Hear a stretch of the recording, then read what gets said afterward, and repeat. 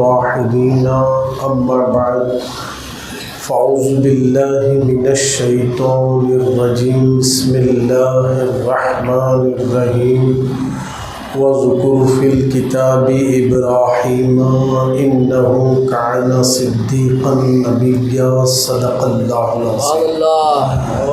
باد توحید کے متوالو، قرآن کریم کے فداکاروں، شمع رسالت کے پروانوں، غوث و خواجہ و حسنین کریمین کے چاہنے والوں، آئیے کچھ کہنے اور سننے سے پہلے ہماری اور آپ کی ساری کائنات کے مرکز عقیدت، آقا نامدار، مکے کے سردار، مدینے کے تاجدار، اللہ کے حبیب، انبیاء کے خطیب، ہم دکھیوں کے دامن میں سکھ ڈالنے والے، بے سہاروں کو سہارا دینے والے، امت کے گناہ جب یاد آتے ہیں تو راتوں کو اٹھ کر رو رو کر اللہ کو منانے والے، مرنے کے بعد سب مل کر ہمیں خبر کے اندھیرے گڑھے میں چھوڑ کر جانے کے بعد وہ مدینے سے آنے والے حضور احمد مجتبی محمد مصطفیٰ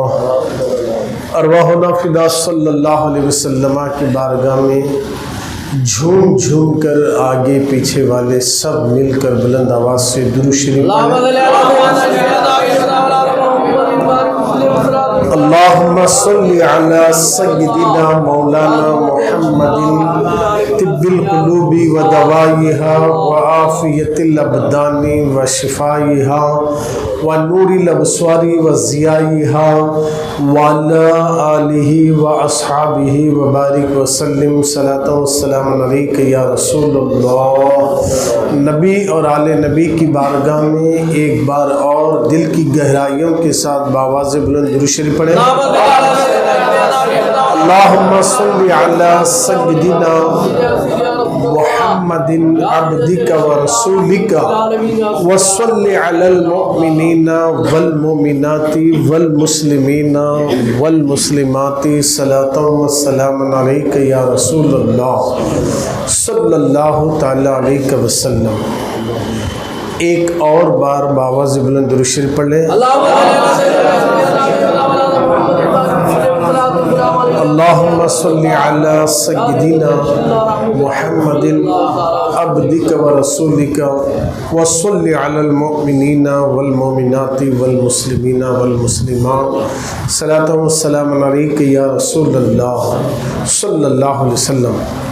اللہ رب العزت کا بے پناہ کرم اور احسان عظیم ہے کہ اس نے اپنے پیارے محبوب صلی اللہ علیہ وسلم کے صدقے میں، اہل بیت کے صدقے میں، غوث و خواجہ رضا کے صدقے میں اللہ نے آپ کو اور ہم سب کو ماہ ذی الحجہ کی پہلی جمعہ میں جمع ہونے کی توفیق بخشی ہے۔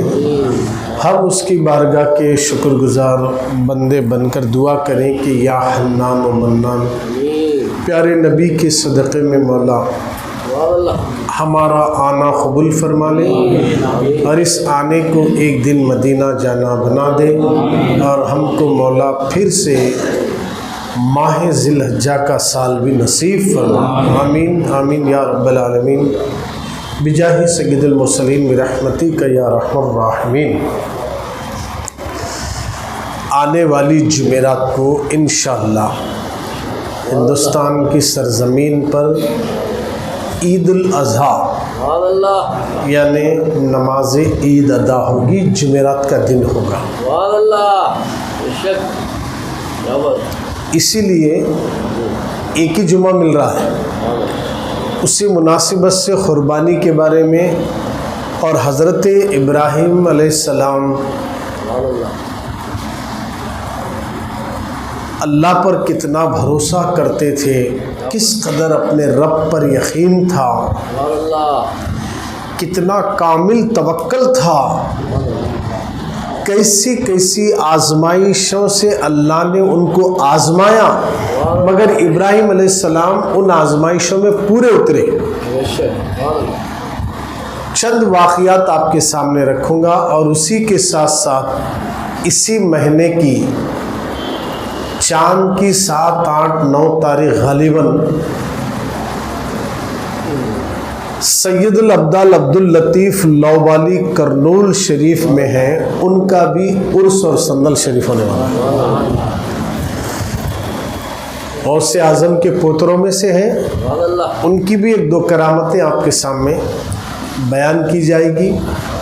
بالکل 100 کلومیٹر پر ہیں، بہت سے غلامان لوبالی عاشقان اولیاء پہنچتے ہیں، سندل میں ملاقاتیں ہوتی ہے۔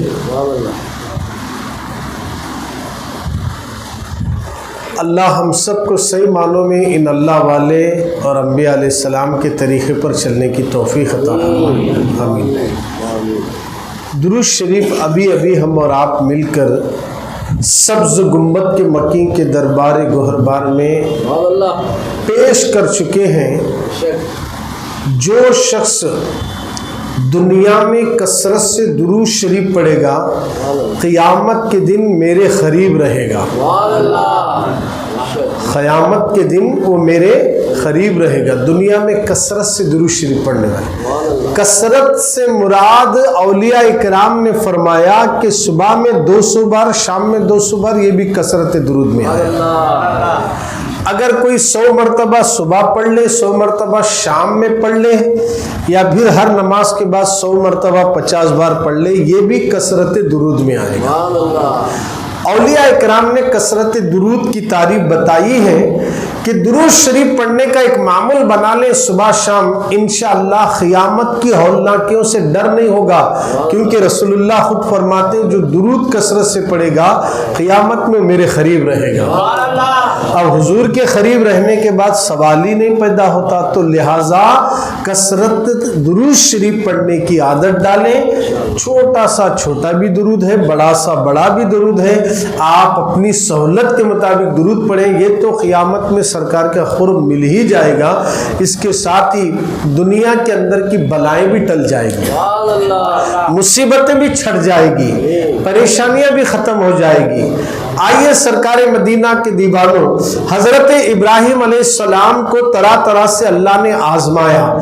جس وقت حضرت ابراہیم علیہ السلام ساری دنیا کے لوگوں کے سامنے کھڑے ہو کر نمرود کا جبکہ اس قدر بھرمار چل رہا ہے، خدائی دعویٰ کر بیٹھا، اپنے آپ کو خدا کہہ رہا تھا، ایسے وقت میں ابراہیم علیہ السلام نے لوگوں کو اللہ وحدہ لا شریک کی طرف بلانے لگے، تو کئی ایک مرتبہ نمرود کے ساتھ ابراہیم علیہ السلام کی بحث بھی چلی، جس کا ذکر قرآن میں آیا، میں نے گزشتہ جمعہ بتا دیا۔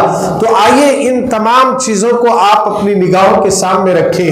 حضرت ابراہیم علیہ السلام کو، حضرت ابراہیم خلیل اللہ علیہ السلام کو نمرود نے قید کر دیا تھا، اور وہ لوگوں سے مشورے کر رہا تھا، اپنے مشیروں کو بلاتا اور کہنے لگا، یہ شخص ابراہیم نامی ہمیں بڑا تنگ اور پریشان کر رہا ہے، اب اس کو ہم سزا کیا دیں؟ سارے مشیروں کو جمع کر کے مشورہ لیا جاتا ہے، کسی نے کہا ان کو شہر بدر کر دیا جائے، کسی نے کہا کہ ان کو جنگل و بیابان میں چھوڑ دیا جائے، کسی نے کہا کہ انہیں جلا وطن کر دیا جائے، کسی نے کہا کہ انہیں آگ میں ڈال کر ان کو جلایا جائے۔ تو سب کے مشورے سننے کے بعد آخر میں جو آگ میں ڈالنے کی بات آئی، تو اس نے اسی کو پسند کیا کہ چلو آگ لگا کر آگ ہی میں ابراہیم خلیل اللہ کو ڈالا جائے۔ اب اس نے اعلان کر دیا، اعلان کر دو، اتنے بڑی دیواروں کے پتھر والی دیوار تعمیر کرو، 20 گز چوڑی 30 گز لمبی والی دیوار میں جنگل سے جتنی لکڑیاں جو کاٹ کر اس میں لا کر ڈالے گا وہی بچے گا، اور جو لکڑیاں نہیں لائے گا اس کا سر اڑا دیا جائے گا۔ تو سارے لوگ ٹوٹ پڑے، 1 مہینے تک مسلسل لکڑیاں جمائی گئی۔ آپ غور تو کرو، 1 مہینے تک لکڑیاں جمائی گئی، کتنی لکڑیاں جمع ہو گئی ہوگی۔ اس کے بعد آگ دہکایا جاتا ہے، آگ لگائی جاتی ہے، آگ دہکانے کے بعد آگے ہوتا کیا ہے؟ اب آگ تو لگانے کا کیا لگا دیا گیا، مگر اس کی تپش کی وجہ سے کئی کلومیٹر دوری تک اس کی تپش محسوس ہو رہی تھی۔ اب اس کو قریب لے جا کر کون ابراہیم خلیل اللہ کو ڈالے گا؟ اب تشویش میں ہے، پریشان میں ہے۔ اسی اثنا میں ایک آدمی آیا جو بوڑھاپے کی شکل میں آیا، وہ آ کر نمرود سے کہنے لگا کہ دیکھو تم تو ابراہیم علیہ السلام کو آگ میں ڈالنے کے لیے اتنی بڑی آگ تو لگا دیے ہو، مگر اس آگ میں تم پہنچاؤ گے کیسے؟ کوئی خرید بھی نہیں جا سکتا۔ کہا تم کون ہو؟ کہا میں تو کئی سال سے تمہاری خدمت میں لگا ہوں، میں آپ کے ساتھ ہی رہتا ہوں۔ وہ کوئی اور نہیں، شیطان تھا جو انسان کی شکل میں آیا۔ وہ کہنے لگا میں آپ کو ایک مشورہ دینے کے لیے آیا ہوں کہ ابراہیم علیہ السلام کو اگر آگ میں ڈالنا ہے تو میں نے جہنم میں منجنیق کو دیکھا تھا، اس کے ذریعے تم ان کو آگ میں ڈال سکتے، پہلے یہ تیار کرو۔ منجنیق بنائی گئی، اس میں بٹھا کر حضرت ابراہیم علیہ السلام کو جیل سے لایا گیا، ان کو اسی منجنیق میں بٹھا کر جیسے منجنیق کو چھوڑا گیا، خدا کی عزت کی قسم حضرت ابراہیم علیہ السلام آگ کے قریب آئے تو ایک ہوا چلانے والا فرشتہ آتا ہے، عرض کرتا ہے اے اللہ کے نبی آپ اجازت دیں، میں ایسی ہوا چلاؤں گا کہ یہ آگ کو لے کر جاؤں گا، بجھا دوں گا۔ تو انہوں نے کہا مجھے تیری حاجت نہیں، میرا رب مجھے دیکھ رہا ہے۔ اب دوسرا فرشتہ آتا ہے، پانی برسانے والا آیا، کہا کہ میں پانی برساؤں گا، آگ کو بجھا دوں گا، آپ مجھے اجازت دیں، میں آپ کی مدد کروں گا۔ حضرت ابراہیم فرماتے تیری مدد کی ضرورت نہیں، میرا رب ہی مجھے جانتا ہے، میرا رب دیکھ رہا ہے۔ کتنا بھروسہ ہے اللہ کی ذات پر۔ جبریل امین تشریف لاتے ہیں، ابھی وقت بالکل قریب ہے گرنے کے لیے، جبریل آئے عرض کرنے لگے اے اللہ کے خلیل کوئی حاجت ہے تو بیان کرو۔ حضرت ابراہیم علیہ السلام نے کہا اے جبریل تجھ سے میری کوئی حاجت نہیں ہے، میں تجھ سے کوئی مدد نہیں مانگتا۔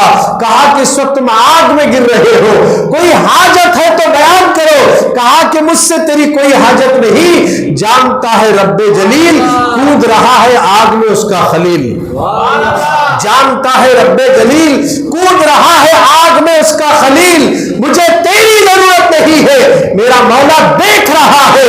اللہ اکبر۔ اتنی خطرناک آگ لگانے کے بعد ابراہیم علیہ السلام نے نہ جبریل سے مدد مانگی، نہ ہوا چلانے والے فرشتے سے مدد مانگی، نہ پانی برسانے والے فرشتے سے مدد مانگی، بلکہ اتنا یقین اللہ پر ہے کہ میرا رب جانتا ہے وہی میری حفاظت کرے گا۔ ادھر جبریل ہٹے، جیسے ہی آپ آگ کے اندر داخل ہوئے اللہ نے قرآن مقدس میں ایک آیت کو نازل کیا، قل یا نار کونی بردا وسلام علی ابراہیم، اے آگ ٹھنڈی اور سلامتی والی ہو جا، تیرے اندر میرا ابراہیم آ رہا۔ آگ لگی ہے، آگ لگی ہے، توجہ چاہتا ہوں، آگ کی چنگاری کو ہم برداشت نہیں کر سکتے۔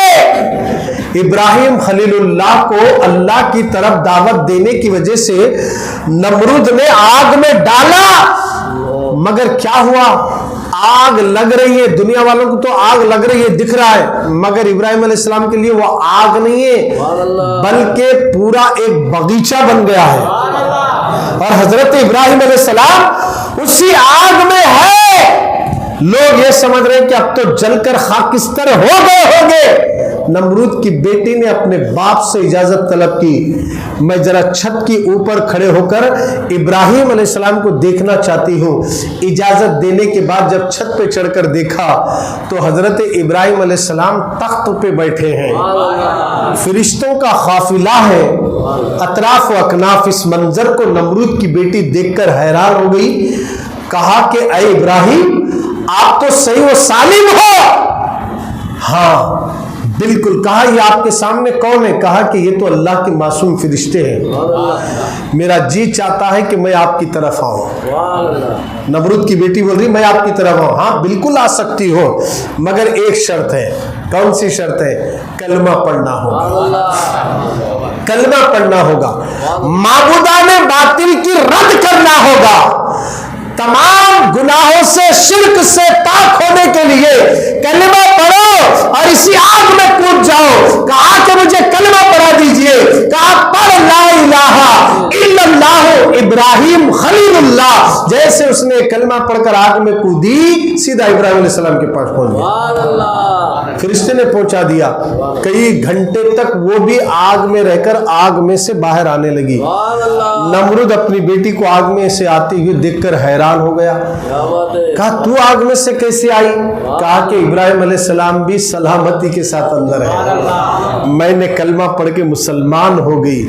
اتنا سننے کے بعد حالانکہ نمرود وہاں تھوڑی دیر کے لیے اس کے دل میں بھی اسلام کی محبت پیدا ہوئی، مگر اس خوف سے نہیں پڑا کلمہ ہو لوگ کیا کہیں گے کہ یہ خود بھی ڈر کر ہے نا کلمہ پڑھا، تو اس تکبر نے اس کو کلمہ پڑھنا نہ دیا، تو نمرود نے اپنی بیٹی پر ظلم ڈھانا شروع کر دیا۔ حضرت ابراہیم علیہ السلام جب آگ سے باہر آئے، سارا بدن جلنا تو دور کی بات، بدن کے اوپر جو لباس تھا اس کا ایک دھاگا بھی نہیں جل سکا۔ اللہ کے اوپر جو بھروسہ کرتے ہیں، اللہ پر جو کامل یقین رکھتے ہیں، وہ دنیا والے چاہے سب مل کر مارنا چاہے مگر نہیں مار سکتے۔ اللہ جسے چاہتا ہے اسی ہی کو زندگی عطا کرتا ہے، اور اللہ جسے مارنا چاہے اسے کوئی نہیں بچا سکتا۔ حضرت ابراہیم کو اللہ نے آگ میں سلامت رکھا، یونس علیہ السلام کو مچھلی کے پیٹ میں سلامت رکھا، موسیٰ علیہ السلام کو دریائے نیل میں سلامت پہنچا دیا۔ الغرض کے مسلمانوں کیا بات سمجھ میں آ گئی؟ جو اللہ والے ہوتے ہیں اور جو اللہ پہ کامل بھروسہ رکھتے ہیں اسے دنیا کی کوئی طاقت نہیں مٹا سکتی ہے۔ اب اس نے تو اپنی بیٹی پر بہت ظلم ڈھانا شروع کر دیا۔ اس کی بیٹی کا نام تھا رغفہ، کلمہ پڑھنے کی وجہ سے بہت ستانے لگا۔ آخر کار جبریل علیہ السلام آ کر اس کی بیٹی کو لیے ابراہیم علیہ السلام کے پاس لے جا کر چھوڑ دیے۔ حضرت ابراہیم علیہ السلام نے اسی لڑکی سے اپنے بیٹے کا نکاح کر دیا، اور اسی لڑکی سے قریب 18 سے 20 انبیاء اکرام پیدا ہوئے۔ کیا شان ہے، دیکھیے کیا بات سمجھ میں آ گئی۔ اللہ کے اوپر کامل بھروسہ رکھنے والے ابراہیم علیہ السلام ہیں، یہ میرے نبی کے جد امجد ہیں، اسی لیے نماز میں درود ابراہیمی رکھا گیا۔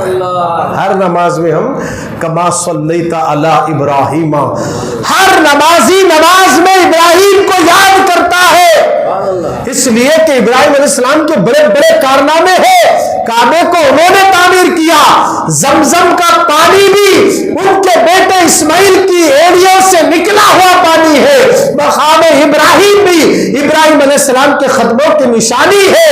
عرفات کے میدان میں یعنی آپ اگر دیکھیں صفا و مروہ کی صحیح کرنا، یہ بھی تو ان کی بیوی ہاجرہ کی نشانی ہے۔ الغرض کے کعبے میں جتنے نشانیاں اس میں تقریباً ابراہیم علیہ السلام، اسماعیل علیہ السلام، ہاجرہ رضی اللہ تعالیٰ عنہ کی ہی طرف کی ساری نشانیاں اور انہی کی سنتیں وہاں ہر حاجی ادا کر رہا ہے۔ شیطان کو کنکریاں مارنا یہ ابراہیم علیہ السلام نے کیا، چھوٹے شیطان کو بڑے شیطان کو مارنا، چھوٹے شیطان کو اسماعیل علیہ السلام نے مارا، بڑے کو ابراہیم علیہ السلام نے مارا، اور آج ہی جانے کے بعد یہی کام کر رہا ہے وہاں۔ اللہ آپ کو اور ہم سب کو حج نصیب فرمائے۔ وہاں دیکھنے کی اللہ کی ایک سے ایک قدرت اور اس کی نعمتیں موجود ہیں، جس کو دیکھنے سے انبیاء اکرام کی یاد تازہ ہو جاتی ہے۔ حضرت ابراہیم خلیل اللہ علیہ السلام میرے نبی کے جد امجد ہیں۔ جب آپ ہجرت کرنے کا ارادہ کریں، شہر ہرا سے بابل سے نکلے اور آپ مصر کی طرف روانہ ہونے والے تھے، آپ کے ساتھ آپ کی بیوی سارہ تھی، حضرت سارہ رضی اللہ تعالیٰ عنہ، یہ آپ کی بیوی ہیں، اپنے ساتھ لے کر مصر کی طرف روانہ ہوئے۔ تو مصر میں ایک بہت بڑا ظالم بادشاہ تھا، جو بھی عورت شہر میں داخل ہوتی تو سب سے پہلے وہ عورت کو بادشاہ کے دربار میں پیش کیا جاتا، اور اگر وہ خوبصورت ہے تو بادشاہ اس کے ساتھ غلط کام کر دیتا، اور پورے شہر میں جہاں بھی لڑکی کی شادی ہوتی تو پہلی رات اس لڑکی کو اسی بادشاہ ظالم کے دربار میں لایا جاتا تھا۔ توجہ چاہتا ہوں، بڑا ظالم بادشاہ تھا۔ حضرت ابراہیم علیہ السلام بھی ایک قافلے کے ساتھ جیسے مصر کے بارڈر میں پہنچے تو وہاں بادشاہ جو ظالم تھا اس کے سپاہیوں نے دیکھا تو یہاں تو خوبصورت عورت بھی ساتھ ہے ابراہیم علیہ السلام کے، انہوں نے جا کر اطلاع دی تو بادشاہ نے کہا کہ اسے پکڑ کے میرے پاس لایا جائے۔ تو اس طرح ابراہیم علیہ السلام اور حضرت سارہ کو لے جایا جاتا ہے، اور بادشاہ نے دیکھا، اس کا ایک طریقہ تھا کہ جو بھی اگر کسی کی بیوی ساتھ رہے تو ان کو نہیں چھوڑتا تھا، اگر بہن ہے تو چھوڑ دیتا تھا۔ اب حضرت ابراہیم علیہ السلام سے اس نے پوچھا تو ابراہیم علیہ السلام کو معلوم ہے کہ بڑا ظالم ہے، بیوی ہے تو نہیں چھوڑتا، اب بیٹی ہے تو بھی نہیں بخشتا، مگر بہن ہے تو چھوڑ دیتا۔ تو پوچھا یہ کون ہے، آپ کی کیا لگتی ہے؟ تو انہوں نے صرف بطور شاہد چھوڑ دے گا اسی لیے آپ نے کہا کہ یہ میری بہن ہے، ایسا جملہ کہا۔ تو اس کے باوجود بھی اسے برداشت نہیں ہوا، کیونکہ حضرت سارہ بڑی خوبصورت تھی۔ اس نے ان کو پکڑ کر اپنے محل میں لے گیا، حضرت ابراہیم علیہ السلام کو محل کے باہر کر دیے۔ یہ میرے رسول کے جد امجد ہے، باہر ہے، وہ اندر ہے۔ اللہ نے اس کے سارے محل کو شیش محل کی طرح بنا دیا کہ حضرت ابراہیم علیہ السلام باہر رہ کر اندر کی ساری چیزیں دیکھ رہے ہیں۔ اس کو نہیں معلوم کہ حضرت ابراہیم علیہ السلام سے کوئی چیز چھپی ہوئی نہیں ہے۔ یونس علیہ السلام کو جب مچھلی کے پیٹ میں اللہ نے رکھا تو پروردگار نے پوری مچھلی کے پیٹ میں حضرت یونس محفوظ تھے، تو اللہ نے مچھلی کے پیٹ کو مثل آئینہ بنا دیا۔ تو اللہ کے نبی یونس مچھلی کے پیٹ میں رہ کر سمندر کی تمام قدرت کے نظاروں کو دیکھتے رہے، پیٹ میں رہ کر آئینے کی طرح بنا دیا تھا اس کے پیٹ کو کہ یونس علیہ السلام پیٹ میں رہ کر باہر کیا ہو رہا وہ سب دیکھ رہے تھے۔ اسی طرح ابراہیم علیہ السلام بھی باہر رہ کر اندر کیا ہو رہا یہ بھی دیکھ رہے ہیں۔ محل میں جیسی آیا اس نے سارہ کے پاس، آپ تو بڑی خوبصورت اور حسین ہو، یہ کہہ کر ان کی طرف اپنے ہاتھ بڑھایا، فوراً جیسے ہاتھ بڑھانا تھا اس کے دونوں ہاتھ شل ہو گئے، فالج ہو گئے، سوکھ گئے، ہاتھ پورے سوکھ گئے، دونوں ہاتھ بھی سوکھ گئے، شل ہو گئے۔ تو وہ حیران اور پریشان ہو کر رونے لگا، اے سارہ میرے ہاتھ شل ہو گئے، میرے لیے دعا کرو تاکہ میرے ہاتھ اچھے ہو جائے۔ حضرت سارہ رضی اللہ تعالی عنہا نے دعا فرماتی ہے، فوراً اس کے ہاتھ ٹھیک ہو جاتے ہیں۔ جیسے ہاتھ ٹھیک ہوئے پھر نیت خراب ہوتی ہے، پھر اپنے دونوں ہاتھ آگے بڑھایا۔ یہ منظر ابراہیم علیہ السلام باہر سے دیکھ رہے ہیں، پھر اس نے ہاتھ بڑھایا، پھر ہاتھ شل ہوئے، پھر پریشان ہو گیا، رونے لگا، منت و سماجات کرنے لگا، سارہ میرے لیے دعا کرو، اب میں تمہیں ٹچ نہیں کروں گا۔ آخرکار پھر حضرت سارہ نے دعا فرماتی ہے، پھر ہاتھ ٹھیک ہو جاتے ہیں، جیسے ہاتھ ٹھیک ہوئے پھر نیت خراب ہوتی ہے، تیسری مرتبہ پھر ہاتھ بڑھایا، پھر ہاتھ شل ہو گئے، اب رونے لگا، اب میں کبھی تمہارے قریب نہیں آؤں گا، آخری بار تھا یہ موقع، اب میں کبھی قریب نہیں آؤں گا، میرے لیے دعا کر دیجئے۔ اللہ اکبر۔ حضرت سارہ نے پھر ہاتھ اٹھا کر دعا فرماتی ہے، آج جیسے دعا کرنا تھا اس کے ہاتھ ٹھیک ہو گئے، اور جیسے ہاتھ ٹھیک ہونا تھا اس نے کہا سارہ تم کوئی معمولی شخصیت نظر نہیں آتی، جاؤ میں نے تمہیں چھوڑ دیا، اور تمہارے اس کرامت کو دیکھ کر، تمہارے اس پرہیزگاری اور تقوی کو دیکھنے کے بعد میں خوش ہوا ہوں۔ میرے پاس ایک باندی ہے جو بڑی خوبصورت بھی ہے، میں نے کبھی اسے ٹچ تک نہیں کیا، وہ باندی میں تمہیں بطور تحفہ دے دیتا ہو، تم اسے اپنے ساتھ لے جانا۔ وہ باندی کوئی اور نہیں حاجرہ تھی، وہ کوئی اور نہیں حضرت سیدتنا حاجرہ رضی اللہ تعالیٰ عنہ تھی، جو اسماعیل علیہ السلام کی ماں ہے۔ حضرت سارہ پہلی بیوی ہے ابراہیم علیہ السلام کی، اور جیسے حاجرہ کو لے کر نکلے اس نے دیا۔ اب حضرت سارہ کو کئی دن سے اولاد نہیں ہوئی تھی، تو جیسے اولاد نہیں ہونے کے چانسز نظر آئے تو آخر کار آپ نے یہ باندی جو ہم لے آئے نا اس سے تم شادی کر لو۔ تو حضرت حاجرہ سے ابراہیم علیہ السلام کی شادی ہوئی، تو اس کے بعد بھی اولاد ہونے کے کوئی امکانات نظر نہیں آئے، تو آخر 80 سال کی عمر میں اللہ نے آپ کی دعا کو قبول فرمایا، ایک بڑا خوبصورت اور حسین بیٹا اللہ ان کو عطا فرما دیا۔ حضرت ابراہیم علیہ السلام کے واقعات بہت لمبے لمبے واقعات ہیں کہ آپ پر طرح طرح کی مصیبتوں آئی، مگر آپ نے ہر مصیبت کا سامنا کیا، مگر خدا کے راستے سے ہٹے نہیں۔ دنیا ہٹانا چاہیے مگر ہٹے نہیں، ہمیشہ آپ اللہ کے خوف سے، اللہ پر کامل یقین رکھتے ہوئے، یقین کی دنیا کی جب بات آتی ہے تو ابراہیم علیہ السلام نے ایک مرتبہ اپنے رب سے پوچھا تھا، میرے مولا تو مردوں کو کیسے زندہ کرتا ہے، مردوں کو کیسے زندہ کرتا ہے، میں دیکھنا چاہتا ہوں۔ آواز آئی، ابراہیم کیا تجھے میرے اوپر بھروسہ نہیں ہے؟ مولا کامل بھروسہ بھی ہے، یقین بھی ہے، مگر دل کو قرار آئے، آنکھوں کو چین آ جائے، میں دیکھنا چاہتا ہوں، ایک بار دکھا۔ اب تھے تو خلیل اللہ، رسول اللہ کے جد امجد ہے، ٹھیک ہے ایک کام کرو ابراہیم علیہ السلام، قرآن میں ذکر آیا، دیکھیے 3 جانوروں کو پالو، کہا کون کون سے؟ بدخ، مرغ، مور، یہ تینوں کو پالو، ان کے ساتھ محبت کرو، دوستی کرو، ایک مدت کے بعد ان کو ذبح کرنا، اور ذبح کر کے ان تینوں کی منڈیاں اپنے پاس سر رکھ لو، اور ان کا گوشت ملا کر خیمہ بنا کر سب ملا دینا، ملا کر یہ پہاڑ کے 4 کونے پہ رکھنا، اور تم اس وقت آواز دو، میری قدرت کا نظارہ دے۔ قرآن میں تفصیل ہے سورہ بقرہ میں، کیا کرے ابراہیم علیہ السلام؟ مور، بدخ، کبوتر،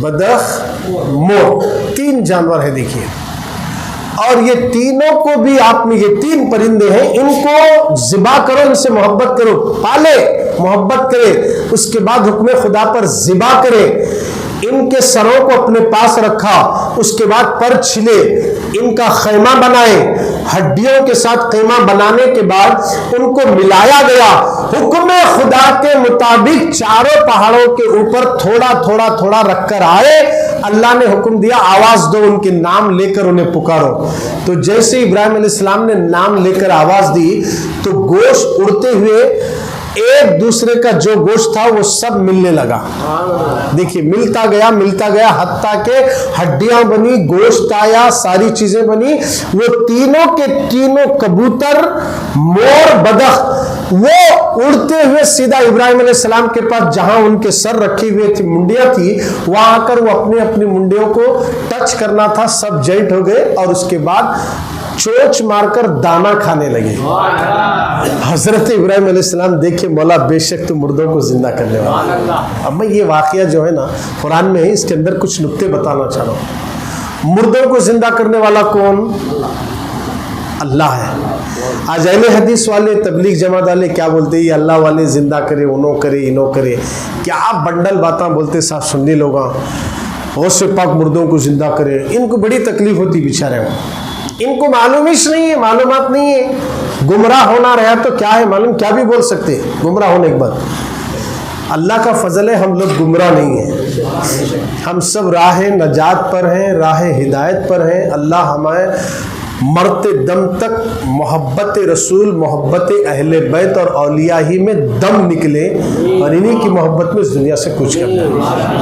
یاد رکھیے اگر نمازیں ہے، نماز ہے، روزہ ہے، حج ہے، زکوٰۃ ہے، قربانیاں بھی دیے، سب کچھ عبادت کرے، مگر محبت اہل بیت اور اولیاء نہیں ہے تو سب بیکار ہو جائے گا۔ اس کو ذہن میں رکھیں، الحمدللہ ہم محبت والے ہیں، ہم کرامتیں دکھانے والے بھی ہیں، کرامتوں کو ماننے والے بھی ہیں۔ حضرت ابراہیم علیہ السلام اللہ کے نبی ہے، اور انہوں نے آواز دی، مردوں کو زندہ کرنے کا کام تو اللہ کا ہے، مگر پکارنے والا کون ہے؟ ابراہیم ہے۔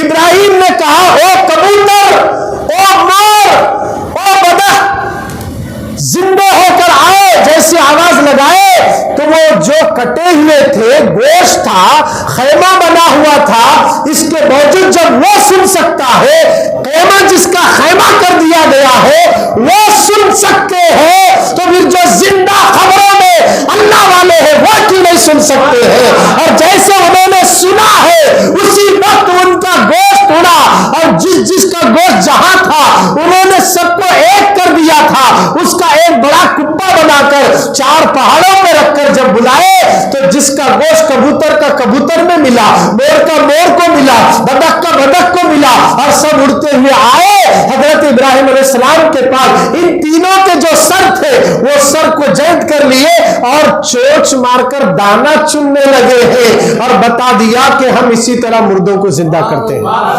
इब्राहिम, आवाज लगाना तेरा काम है, जिंदा करना मेरा काम है। क्या बात समझ में आ गई?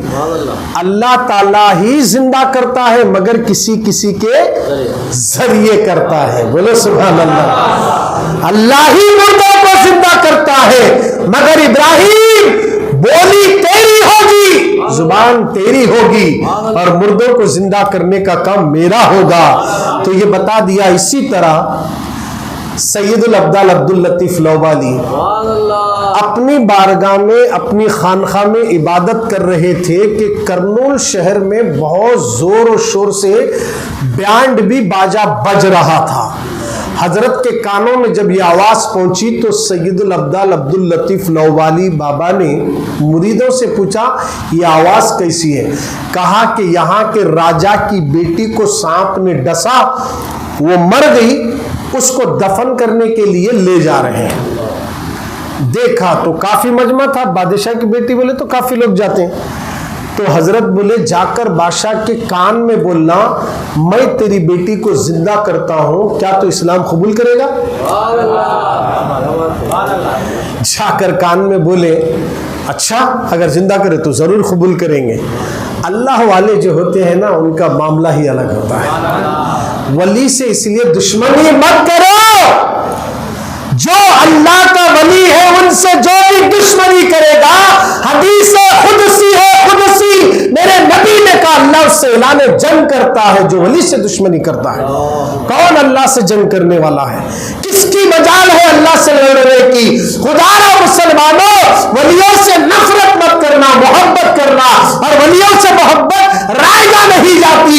हत्ता के हजरत सैयदना अब्दुल्लाह इब्ने मसूद रज़ी अल्लाह तआला अन्हु की रिवायत करदा हदीस है, हुजूर के दरबार में एक शख्स आया, अर्ज करने लगा या रसूल अल्लाह, एक शख्स ऐसा है कि किसी को देखा नहीं मगर उसकी मोहब्बत में तड़पता है। तो मेरे नबी ने कहा जो जिससे मोहब्बत करेगा उसी के साथ उठाया जाएगा, उसी के साथ उठाया जाएगा। इतना सुनने के बाद क्या बात समझ में आ गई? जो जिससे मोहब्बत करेगा उसी के साथ उठाया जाएगा क़यामत में। गोया कि हम गौसे आजम से मोहब्बत करते हैं, गरीब नवाज से मोहब्बत करते हैं, निजामुद्दीन औलिया से मोहब्बत करते हैं, हम बंदा नवाज से मोहब्बत करते हैं, हम गोजी चंदा हुसैनी से मोहब्बत करते हैं, हम शमशी आलम से मोहब्बत करते हैं, हम सारे वलियों से मोहब्बत करते हैं, सहाबा से करते हैं, ताबईन से करते हैं, हम तो सबसे मोहब्बत करते हैं। इस हदीस की रो में अब यह कंफर्म हो गया, जो जिससे मोहब्बत करेगा उसी के साथ उठाया जाएगा। हमें तो फख्र है कि हम अल्लाह वालों से मोहब्बत करते हैं, हम भी इंशाअल्लाह इन्हीं वलियों के साथ उठाए जाएंगे। एक वली रहे तो ना सब वलियों से मोहब्बत करते हैं, हम तो वलियों के दरबार देखकर मोहब्बत नहीं करते, वली है बस मोहब्बत करते हैं। तो बड़ी खुशनसीबी की बात है जो अल्लाह वालों से मोहब्बत करते।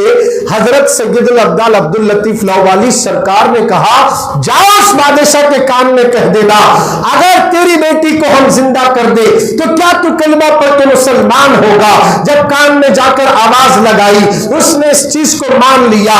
अब जो मुर्दे को समाधि बनाने के लिए, दफन करने के लिए शमशान घाट ले जा रहे थे, अब वो वापिस उसी मैयत को लौवाली सरकार की चौखट पर लाकर रखते हैं। काफी मजमा जमा हुआ था।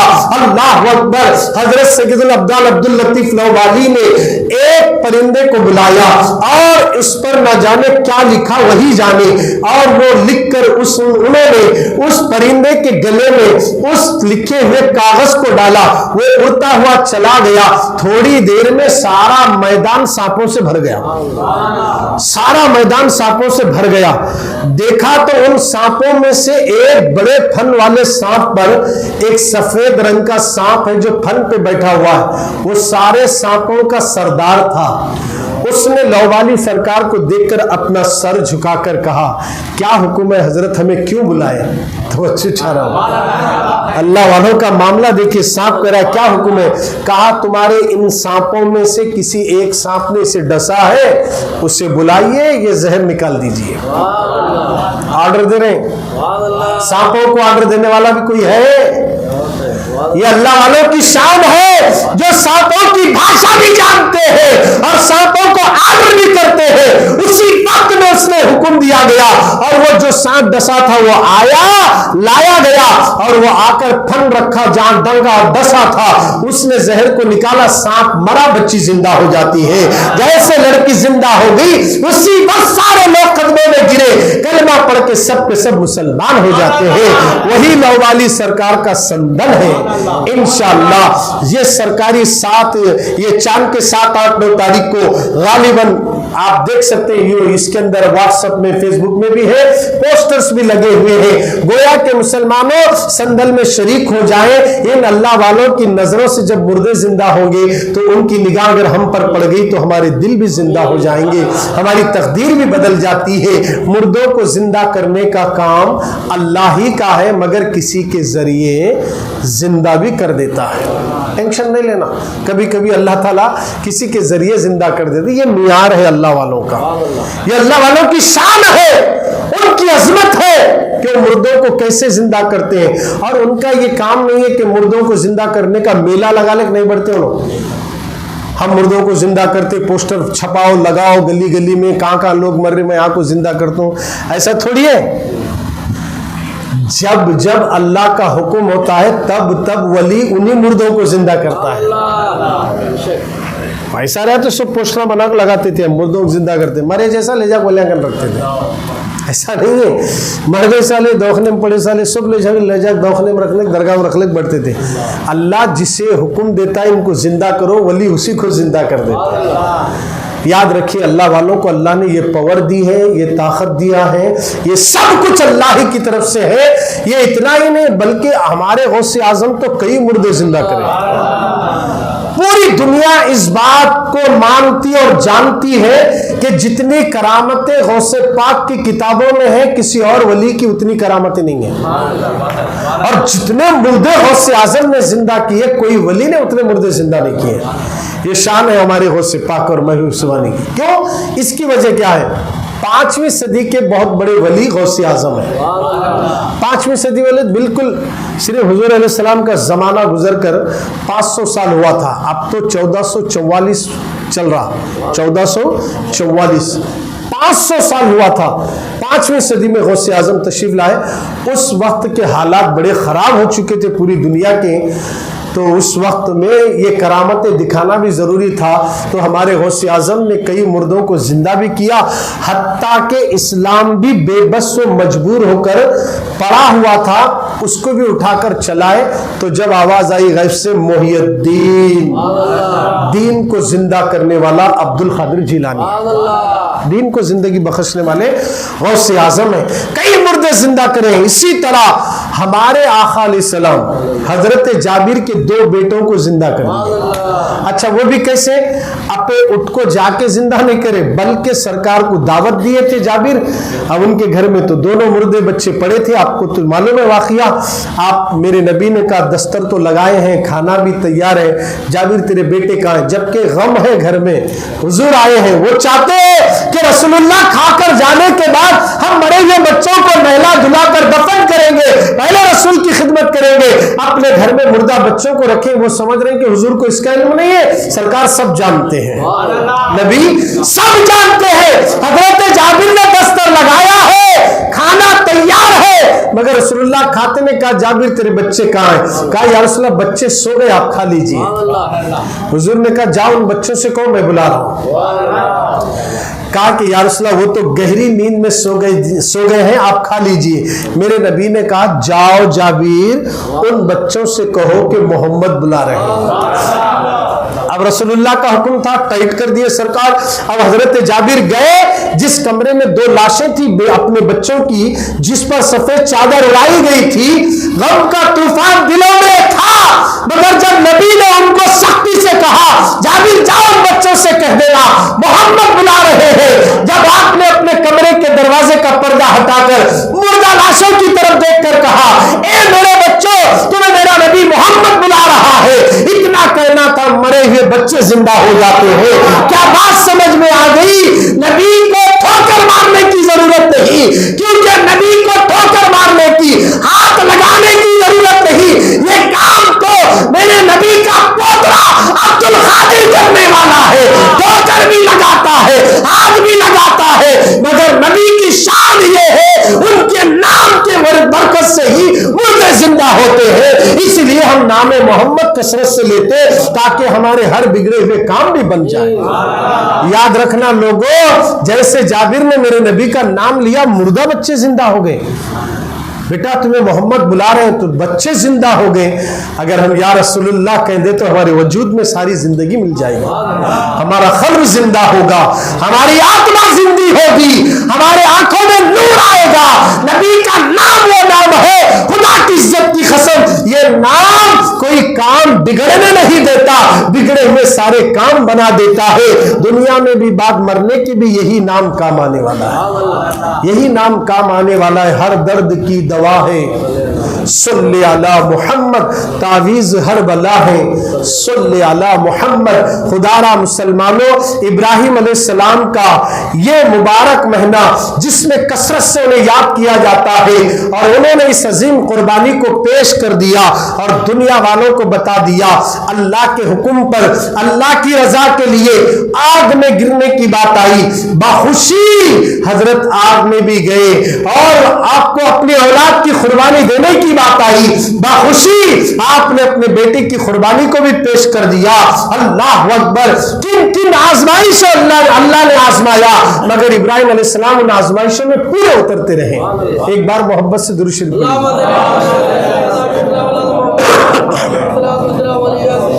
اللہم صلی علی سیدنا مولانا محمد بارک وسلم، صلاۃ و سلام علیک یا رسول اللہ۔ آج کا فی زمانہ جو چل رہا ہے نا، ایک طرف لوگوں کو ایک کرنے کی بات کر رہے ہیں، دوسری طرف لوگوں کے دلوں کے ایمان کو کمزور کرنے والے بے شمار فرقے، چاہے وہ شیعہ ہو، وہ چاہے رافضی ہو، وہ چاہے قادیانی ہو، وہ چاہے اہل حدیث ہو، وہ چاہے تبلیغی ہو، یہ سارے فرقوں کو ہمارے اسلام میں اور خاص کر کے اہل سنت کے نزدیک خارج کر دیا گیا۔ جو ان کو فالو کرے گا وہ یہاں بھی برباد ہوگا، وہاں بھی برباد ہوگا، اور جو اہل سنت میں قائم و دائم رہ کر غوث و خواجہ کے پیچھے چلے گا وہ یہاں بھی کامیاب وہاں بھی کامیاب ہوگا۔ اللہ والوں سے دشمنی مت کرو۔ حضرت سید الابدال عبداللطیف لوبالی رحمۃ اللہ علیہ کا حال ہی میں افسندل ہے عید سے پہلے، تو آئیے، ایک جوگی تھا جو غیر مسلم تھا، مسلمان نہیں تھا، اپنے استاذ کی خدمت میں 30 سال تک رہا ہو۔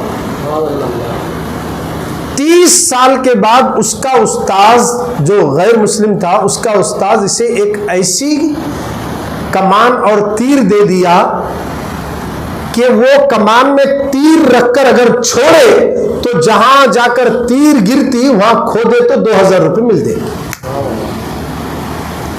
30 سال کے بعد ملی وہ، پھر وہاں سے نکال کر تیر چھوڑے، جہاں جہاں گری تیر وہاں جا کھودے تو 2000 ملتے۔ آپ کتنی جگہ مارتے جائیں گے اتنے پیسے ملیں گے۔ اس نے دیکھا کہ سید الابدال عبداللطیف لوبالی کی خانقاہ میں صبح سے شام تک لوگوں کا آنا جانا، کوئی خالی نہیں جا رہا، سب کو کھلا رہے۔ اللہ والوں کی شان دیکھو، خود بھوکے رہتے آنے والوں کو کھلاتے ہیں۔ یہ شان ہے سیدوں کی، آل رسول کی، اولیاء اکرام کی، کہ ان کے در پر لنگر رہتا ہے اور وہ کبھی مایوس ہو کر نہیں جاتا۔ تو اس جوگی نے حضرت کی صحبت میں کئی دن اختیار کیے۔ اس نے دیکھا کہ لوگ آتے ہیں، حالانکہ حضرت کوئی ٹیم بنائے نہیں، چندہ کرو چندہ اٹھاؤ، مگر کھلاتے ہیں، کسی کے آگے ہاتھ نہیں پھیلاتے ہیں، پتہ نہیں کہاں سے آتا، کون کھلانے والا ہے، یہاں عقل کو دخل نہیں دے سکتے، اللہ والوں کا معاملہ ہی الگ ہوتا ہے۔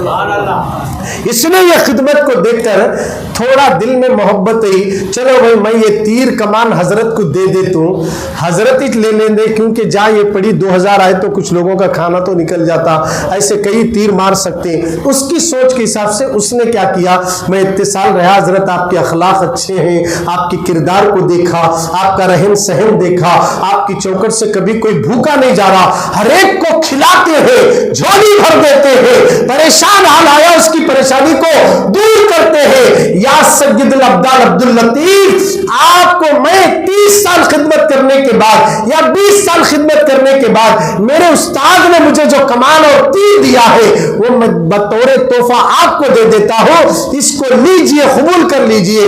حضرت اس کا دل توڑنا نہیں، یہ کہتے ہوئے تیر ہاتھ میں پکڑے، کمان پکڑے، بولے کیا تو سچ مچ یہ مجھے دے رہا ہے؟ ہاں میں آپ کو دے رہا ہوں۔ پھر پوچھے کیا تو نے سچ مچ مجھے دے رہا ہے؟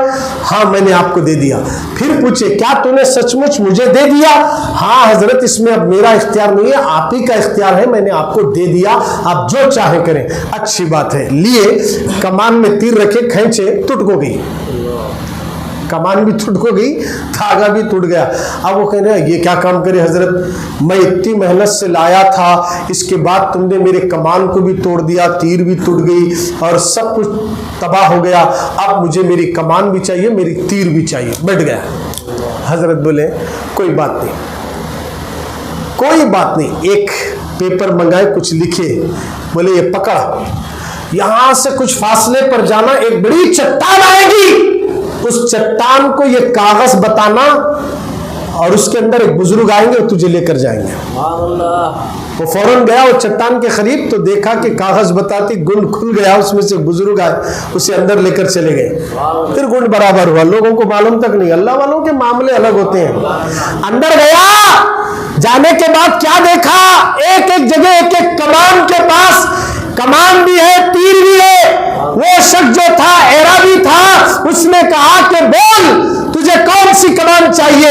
یہ تیر اور کمان جہاں گرتی ہے تیر، وہاں 2000 ملتے، اور یہ تیر کا کام ہے 20,000 دلاتی ہے، یہ تیر کا کام ہے 50,000 دلاتی ہے، یہ تیر کا کام ہے 1,00,000 دلاتی ہے، یہ لاکھوں کے تیر اور کمان ہے۔ لاوالی سرکار نے کہا ہے اب اس میں سے کون سی تیر اور کمان چاہیے، تجھے چن لینا ہوگا۔ ان کمانوں کو دیکھنے کے بعد، ان تیروں کو دیکھنے کے بعد اس جوگی نے کہا مجھے اب تیر نہیں چاہیے، مجھے سید الابدال عبداللطیف لاوالی چاہیے، مجھے واپس ان کے پاس لوٹا دیا جائے۔ فوراً جب دروازہ کھلا، باہر آیا گن سے، فوراً سرکار کے قدموں میں گرا، حضور مجھے معاف کر دیجئے، کلمہ پڑھا کے مسلمان بنا دیجئے۔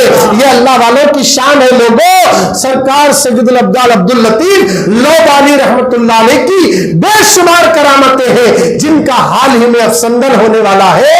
عید سے پہلے آپ بھی ان کی زیارت کر کے دیکھیے۔ جو سانپ کا میں نے واقعہ بتایا، آج بھی حضرت کے 35 جانب مٹی ہے۔ اگر آپ کے گھروں میں یا کھیت میں یا دکانوں میں یا مکانوں میں سانپوں کا آنا جانا رہتا ہے اور مارے تو بھی دوسرا سانپ آتا ہے، اس طرح اگر دلوں میں خوف ہے، وہاں سے وہ مٹی لا کر آپ جہاں سانپ آنے کا ڈاؤٹ ہے اس طرف وہ مٹی کو ڈال دے، سانپوں کا آنا بھی بند ہو جائے گا۔ آج بھی یہ زندہ کرامت ہے حضرت کی۔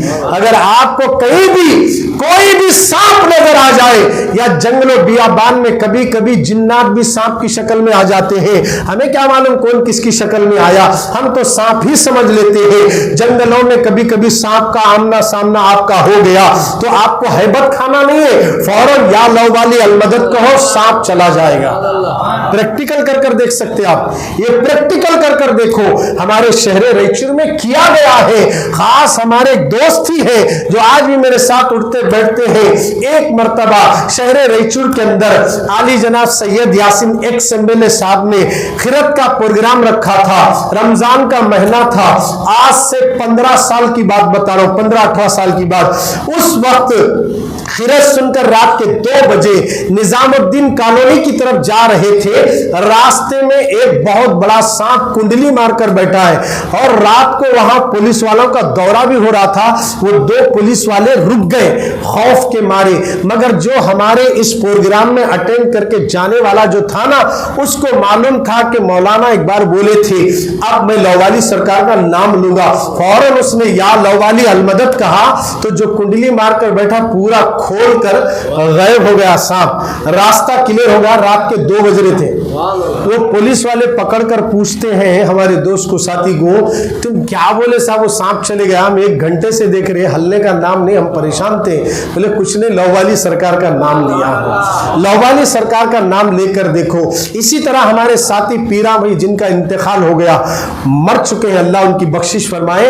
ان ایک مرتبہ شعبان کے مہینے میں رات کو وہ قبرستان میں مرحومین کو اصالے ثواب کرنے کے لیے گئے. جیسے قبرستان میں شمشا عالم بابا قبرستان میں ادھر سامنے کے حصے میں ناک سانپ ایک دم پھن پھیلا کر سامنے آ کر کھڑا ہو گیا, اس آواز کے ساتھ ٹھہر گیا. رات کا معاملہ تھا, اندھیرا تھا, فوراً ان کی زبان سے کچھ بھی نہیں یا لووالی کہے, فوراً سانپ غائب ہو گیا. تو گویا کیا بات سمجھ میں آ گئی, اگر جان کی امان چاہتے ہو اللہ والوں سے محبت کرو. ان کے ناموں میں جب یہ پاور ہے, ارے غلاموں کے ناموں میں یہ پاور ہے تو میرے آقا کے نام میں کتنا پاور ہوگا. خدا مسلمانوں, اللہ والوں کی چوکٹ کو کبھی مت چھوڑنا, اللہ والوں سے دوستی کرو, اولیاء اکرام سے جڑے رہو, ان سے محبت کرو. اللہ والے ہیں یہ, اللہ والے, بے شک اللہ والے یہاں بھی ہمیں نہیں بھولیں گے, قیامت کے میدان میں بھی ہمیں یاد کریں گے. سید الابدال عبد اللطیف لووالی رحمت اللہ علیہ کے چاہنے والوں, اب یہ مہینہ جو چل رہا ہے یہ بڑی برکتوں والا مہینہ ہے. ہم دیکھ رہے ہیں جیسے یہ چاند نظر آ گیا, 10 دن جو ہے نا بڑی مبارک والے دن ہیں, بڑی برکت والی راتیں ہیں, مگر مسلمانوں کو اس کے بارے میں تھوڑا بھی احساس نہیں ہے. ایسی برکت والے دن میں بھی فجر کی نماز چھوڑ رہے ہیں.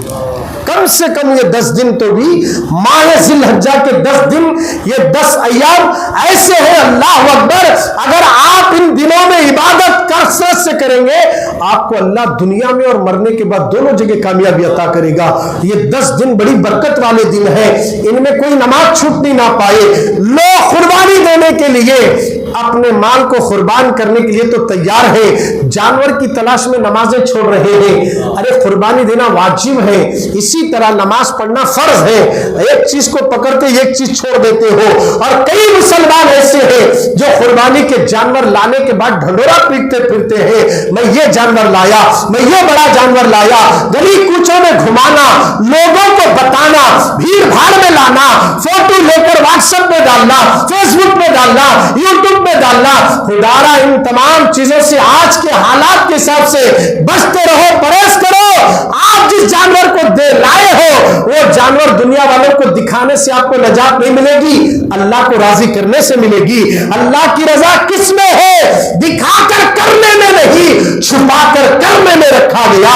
تو جو جانور لائے ہو اس کو ذبح کرتے وقت کا منظر ویڈیو بنانا, اس کی فوٹو لے کر واٹس ایپ اور یوٹیوب میں گروپوں میں ڈالنا, اس سے پرہیز کرو. یہ حرکت کبھی مت کرنا. اور خاص کر کے جس دن قربانی کا دن ہوگا یعنی آنے والی جمعرات کو, آپ اس دن صاف صفائی کا بھی خیال رکھیں, صاف صفائی کا خیال رکھیں. جتنے بھی جس گھروں میں جانور ذبح ہوں گے آپ کو منسپالٹی والوں کا نمبر بھی دیا جائے گا, آپ فوراً انہیں فون کریں, وہ آ کر وہ ساری غلاظت کو لے کر چلے جائیں گے. اور جتنے بھی وہاں جتنے بھی فضلہ چیزیں ہوگی وہ سب انہی کے ڈبے میں ڈال دو, اٹھائے لے جا کر نالے میں پھینکے, راستے میں پھینکے, سڑک کے کنارے پھینکے. یاد رکھو مسلمانوں, میرے نبی نے کہا اسلام بھی پاک ہے, دین بھی پاک ہے, نبی بھی پاک ہے, اللہ بھی پاک ہے. اور رہنے والے مسلمانوں, آدھا ایمان جو مسلمانوں کا ہے وہ جو ہے طہارت, جو پاک صافی کی تعلیم دیا گیا. ہمیں چاہیے کہ اپنے گلی کوچوں کو بھی پاک رکھے, اپنے گھروں کو بھی پاک صاف رکھے. آج ہم لوگ ہیں کہ ایسی ایسی حرکتیں کرتے, کوئی دیکھے یا نہ دیکھے جلدی لے جا, جلدی لے جا, وہاں نالے میں پھینک کرا. ایسی حرکت کبھی مت کرنا. کسی کے دلوں کو تکلیف مت دو, کسی کے دلوں کو ٹھیس مت پہنچاؤ. نوٹڈ ہونے والے کام مت کرو, لوگوں کی نظروں میں آنے والے کام مت کرو. اللہ کو راضی کرنا ہے تو اپنے جانوروں کی قربانی دینے کے بعد صاف صفائی کا خیال رکھیں, اور صاف صفائی کا خیال رکھیں. ہر طریقے سے جتنا فضلہ نکلتا ہے وہ آپ اپنے گھر کے سامنے نالے میں یا کہیں بڑا نالا ہو وہاں مت ڈالیں. اس سے کئی سال پہلے ہم نے دیکھا موتی مسجد عابد ہوٹل کے پیچھے جو نالا ہے نا, کئی لوگ لا کر وہاں ایسا ڈال دیے تھے, کتنا خراب دکھ رہا تھا, اندازہ لگائی. اس طریقے کی اگر حرکت کریں گے تو دنیا والے کیا کہیں گے. مسلمانوں کا یہی طریقہ ہے, ہم کسی کو تکلیف دینے والے نہیں ہیں. ہمارا مذہب کسی کو ٹھیس پہنچانے کا نام نہیں ہے. مسلمانوں گوشت بھی قربانی کا جو ہے نا, اکثر لوگ کیا کرتے بھائی غیر مسلموں کے گھر بھی پہنچا دیتے ہیں. قربانی کا گوشت اور عقیقہ کا گوشت دونوں کے بھی مسئلے مسائل ہیں. آپ کو سمجھ میں نہیں آ رہا تو سنڈے کے دن اجتماع میں آئیے, آپ کو اتوار کے دن ساری باتیں بتائی جائے گی. سوال کرو مچھیاں کاٹنا نہیں کاٹنا, ناخن نکالنا نہیں نکالنا, قربانی دینے والوں کے مسائل کیا ہے, نہیں دینے والوں کے مسائل کیا ہے, ہمیں کچھ پتا نہیں ہے. بس ہم اپنے دل میں جو آیا وہ کرنے جاتے ہیں. خدارا مسلمانوں علم حاصل کرو, مسائل سیکھو, انشاءاللہ اس سے ہمارا ہی فائدہ ہوگا. جب ہم سیکھیں گے مسائل تو دوسروں کو بولنے والے بنیں گے.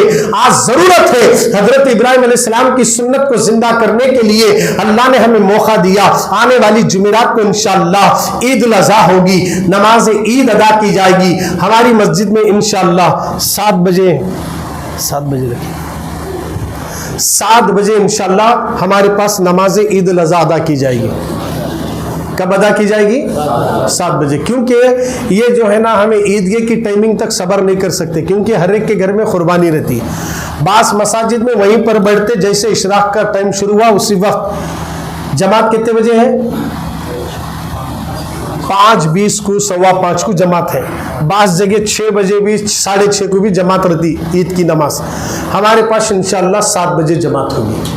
ابھی سے آپ کو بتایا جا رہا ہے, آپ اسے وائرل کیجئے, لوگوں کو بھی دعوت دیجئے. 7 بجے انشاءاللہ عید الاضحیٰ کی نماز ادا کی جائے گی, کیونکہ اس کے بعد جمعہ جو آئیں گا عید کے بعد آنے والا ہے.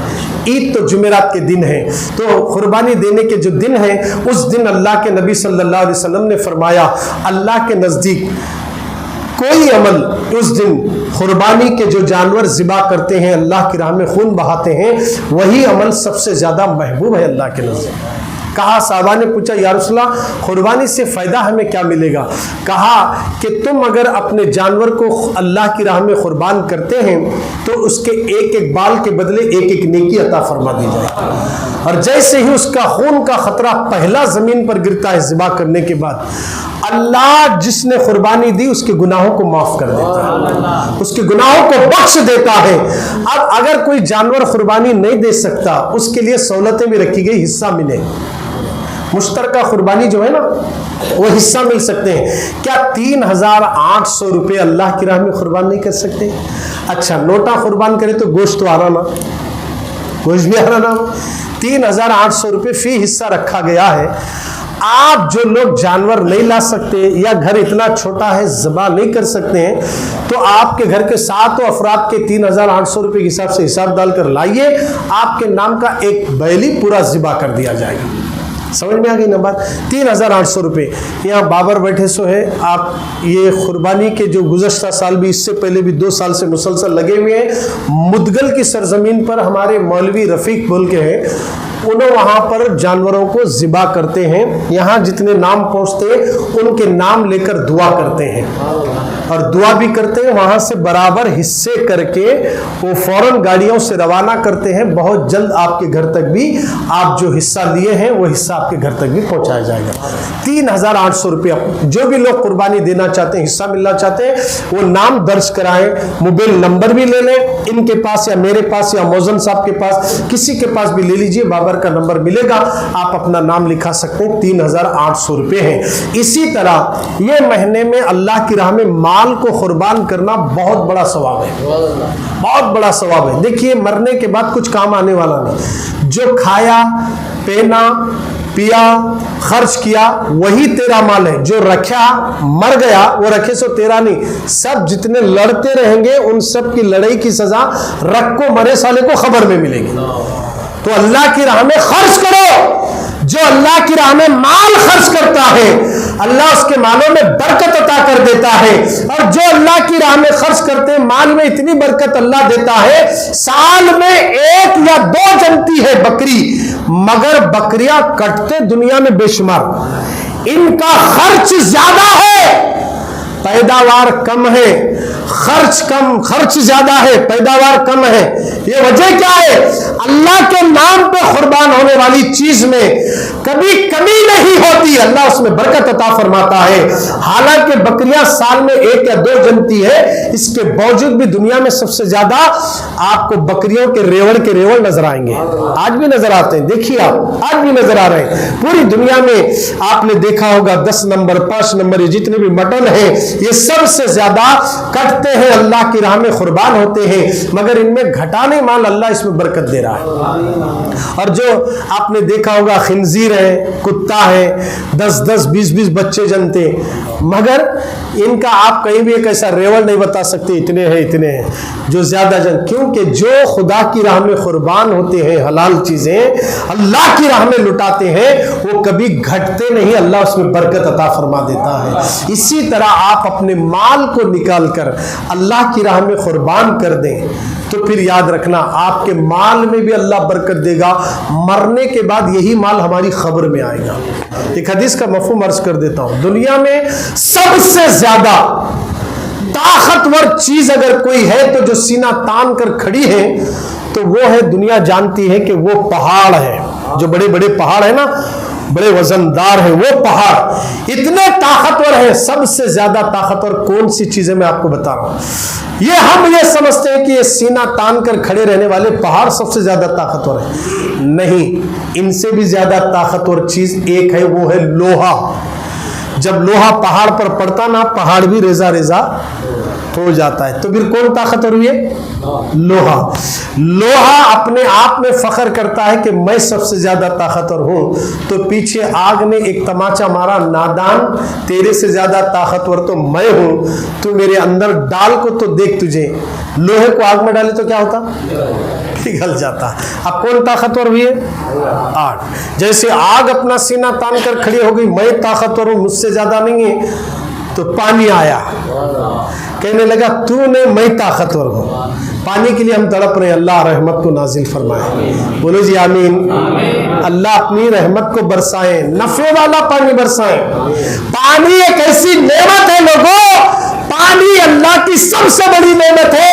انسانوں کو بھی ضرورت ہے، جانوروں کو بھی ضرورت ہے، درختوں کو بھی ضرورت ہے، اور اس کے ساتھ جتنی بھی سبزیاں، ٹماٹر ہو، کوتمیر ہو، پودینہ ہو، آلو ہو، بیگن ہو، مرچی ہو، کدو ہو، تربوز ہو، کلنگڑا ہو، سپوٹا ہو، سیب ہو، انار ہو، جتنی نعمتیں درختوں سے ملتی ہے ان سب کے لیے پانی چاہیے. پانی اللہ کی سب سے بڑی نعمت ہے، اور پانی کی قدر کرو.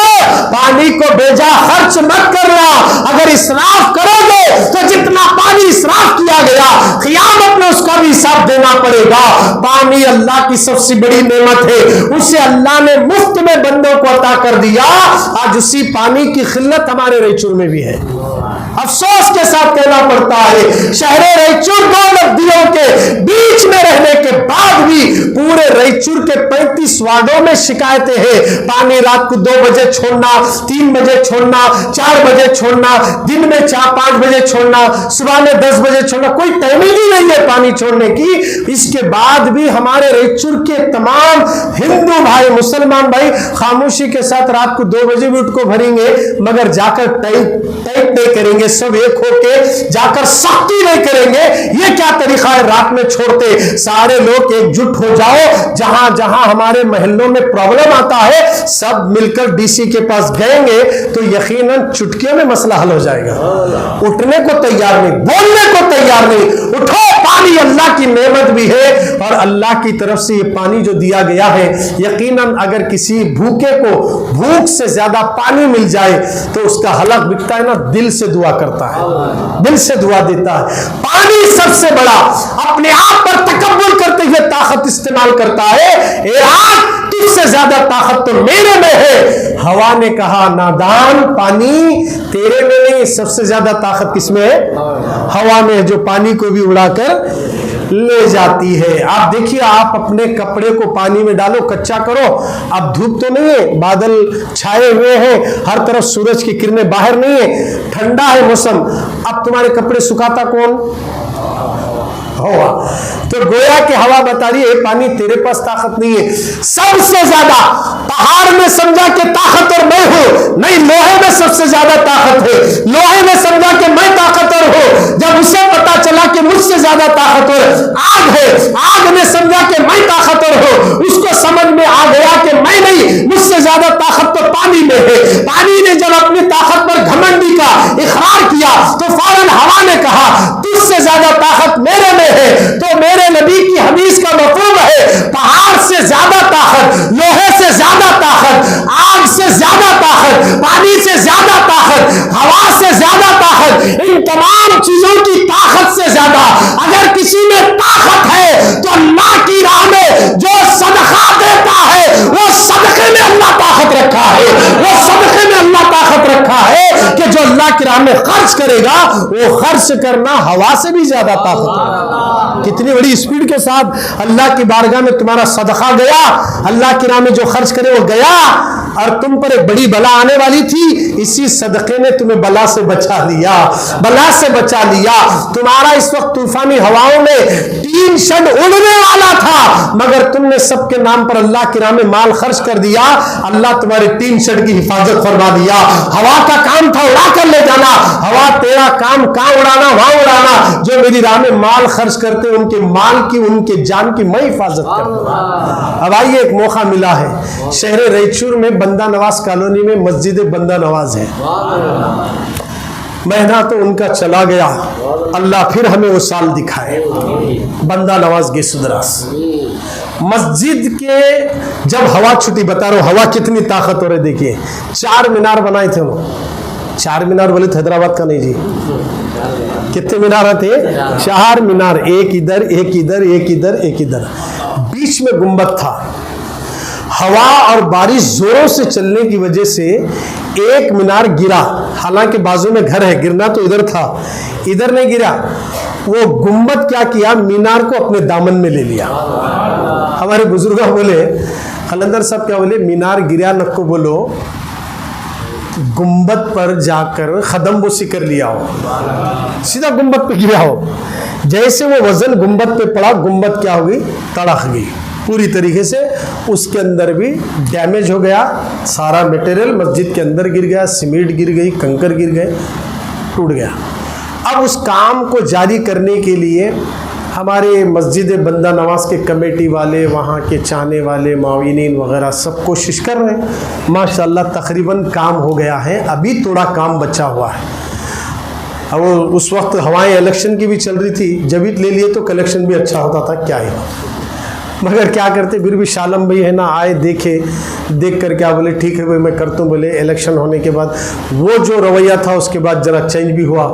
پھر بولے کرو بھائی کیا, تو بھی بولے تھے ایک اچھی سی رقم دی ہے, صدر صاحب بھی بیٹھے ہیں آ کر, احمد بھائی, پھر بھی انہوں نے ایک اچھی رقم دی ہے. اس کے باوجود بھی کچھ رقم کی ضرورت پڑی ہے, وہ ہماری مسجد بی بی حلیمہ میں آئے ہیں چندے کے سلسلے میں. اب آپ لوگوں کی ہماری ذمہ داری ہے کہ جاتے جاتے یہ جو ایام 10 جو برکت والے چل رہے نا, زیادہ سے زیادہ چندہ دے تاکہ اللہ کی طرف سے برکت مل جائے, زیادہ سے زیادہ. یہ ہمارے شہر ریچور کی بات بتا رہا ہوں میں, یہ گنبد کا کام چل رہا ہے. اب تو اتنا شاندار بنا ہے, آپ جا کر دیکھ سکتے ہیں, تقریباً کام ہو گیا ہے, تھوڑا بہت کام بھی بچا ہوا ہے. آپ زیادہ سے زیادہ اللہ کی راہ میں اپنے مال کی قربانی دیں, اور ساتھ ہی ساتھ جو آپ کے سامنے تھیلی آتی اس میں کم سے کم 10 روپے تو ڈالو. پنکھا لگائے تمہارے واسطے, جانماز بچھائے تمہارے واسطے, پانی بھی رکھے تمہارے واسطے. پانی کے 2-3 روپے لو, پنکھے کے 3 روپے, یہاں صاف صفائی کے 9-10 سیٹ پکڑ کو چلو, 10 سیٹ ڈالو, جان دے اللہ کے نام. ایسے تو نہیں ہمارے اتنا, کیا بات کرے مولانا, اللہ کی راہ میں 10,000 دیے تو بھی کم ہے. ایسے بھی لوگ 100 بھی ڈالتے, 500 بھی ڈالتے ہیں. آپ مسجد کا بھی خیال رکھیں, وہاں باہر کھڑے رہنے والے چندہ جو مانگ رہے ہیں ان کا بھی خیال کریں, تاکہ یہ مسجد بی بی حلیمہ کے مصلیوں کے لیے مسجد بندہ نواز میں بھی دعا کر سکیں. اللہ کے حضور دعا ہے کہ پروردگار